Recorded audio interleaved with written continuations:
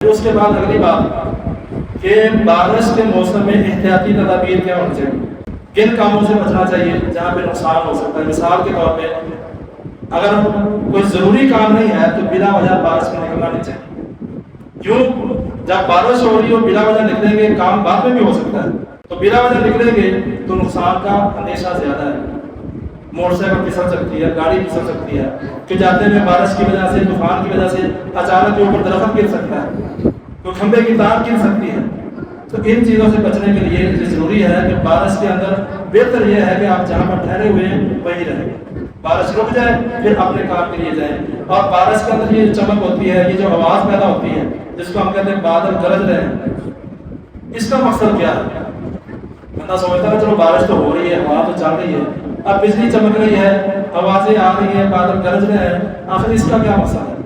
تو اللہ نے یہ مقصد بھی بیان کیا ہے قرآن مجید کے سورہ رات کے اندر، وَهُوَ الَّذِي يُرِيكُمُ الْبَرْقَ خَوْفًا وَطَمَعًا، اللہ تم کو بجلی کی چمک دکھاتا ہے تاکہ تم اللہ سے ڈرو، اور اللہ نے اس چمک سے تم کو بچا لیا تاکہ تم اللہ کی رحمت کی امید رکھو۔ وہ بجلی اوپر بھی گر سکتی تھی۔ اور پھر اگلے الفاظ کیا ہے؟ اور اللہ بادلوں کو چلاتا ہے، بھاری کرتا ہے، جب وہ بھاری ہوتے ہیں تو ایک تو بارش ہوتی ہے، دوسرے نمبر پہ ان میں سے آواز پیدا ہوتی ہے جس کو ہم گڑگڑاہٹ کہتے ہیں، جس کو ہم گرج کہتے ہیں۔ اس وقت کیا کرنا چاہیے، یا اس وقت وہ کیا کہتے ہیں بادل؟ حالانکہ ان کی آواز ہے، ہمیں تو یہ لگتا ہے بس آواز آ رہی، وہ آواز کس چیز کی ہے؟ وَيُسَبِّحُ الرَّعْدُ بِحَمْدِهِ، جو گرج ہے وہ حقیقت میں کیا کہہ رہی ہے؟ اللہ کی تسبیح اس کی حمد کے ساتھ کر رہی ہے۔ جس کو ہم گرج کہتے ہیں ہمیں اس کا کوئی معنی نہیں سمجھ آتا، بس ہم آواز سنتے ہیں اور بعض آواز زیادہ ہوتی ہے تو ہم ڈر بھی جاتے ہیں، بجلی کی چمک زیادہ ہوتی ہے پھر بھی ہم ڈر جاتے ہیں۔ تو یہ ڈر کس لیے؟ تاکہ تم اللہ کی طرف لوٹ آؤ، وہ اللہ بجلی تمہارے اوپر ڈال بھی سکتا ہے۔ اور آگے یہ الفاظ آ بھی رہے ہیں، وَيُسَبِّحُ الرَّعْدُ بِحَمْدِهِ وَالْمَلَائِكَةُ مِنْ خِيفَتِهِ، اور جو گرج ہے وہ اللہ کی تسبیح بیان کرتی ہے اس کے حمد کے ساتھ، اور فرشتے اس کے ڈر کی وجہ سے اللہ کی تسبیح بیان کرتے ہیں۔ وَيُرْسِلُ الصَّوَاعِقَ فَيُصِيبُ بِهَا مَن يَشَاءُ، اور اللہ بجلی کو چلا کر لاتا ہے اس پر جس پر چاہتا ہے، یعنی جہاں چاہتا ہے اللہ اس کو گرا دیتا ہے۔ فَيُصِيبُ بِهَا مَن يَشَاءُ، اللہ جس پر چاہتا ہے اس پر بجلی گرا دیتا ہے، یعنی اللہ نے ہم کو بچا لیا۔